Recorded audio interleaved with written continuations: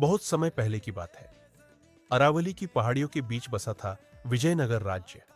यह राज्य अपनी समृद्धि से ज्यादा एक रहस्य के लिए जाना जाता था, राज सिंहासन। कहा जाता था कि जो भी इस सिंहासन पर गलत इरादे से बैठा, वह 7 दिनों से ज्यादा जीवित नहीं रहा। राजा महाराज विक्रमादित्य न्यायप्रिय और साहसी थे, लेकिन एक रात महल के गुप्त कक्ष में उन्हें एक पुरानी ताम्रपत्र मिली, जिस पर लिखा था, राजा का अंत शत्रु से नहीं, अपने ही रक्त से होगा। उस रात के बाद राजा बेचैन रहने लगे। कुछ ही दिनों में अजीब घटनाएं शुरू हो गई। महल के दीपक अपने आप बुझ जाते, दरबार में फुसफुसाहटें सुनाई देती और हर सुबह सिंहासन पर ताजा खून की एक बूंद मिलती। राजा को शक हुआ अपने ही छोटे भाई राजकुमार रणवीर पर, जो लंबे समय से सिंहासन चाहता था। लेकिन असली मोड़ तब आया जब राज्य का सबसे विश्वसनीय सेनापति महाबल अचानक गायब हो गया।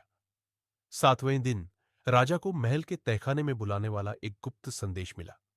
जब वे वहां पहुंचे तो देखा, महाबल जिंदा था और उसके हाथ में वही ताम्रपत्र थी। महाबल बोला, महाराज, भविष्यवाणी अधूरी पड़ी गई थी। लिखा था, राजा का अंत शत्रु से नहीं, अपने ही रक्त से होगा यदि सत्य छुपाया गया। तभी पीछे से रणवीर सामने आया। सच ये था कि राजा विक्रमादित्य ही असली वारिस नहीं थे।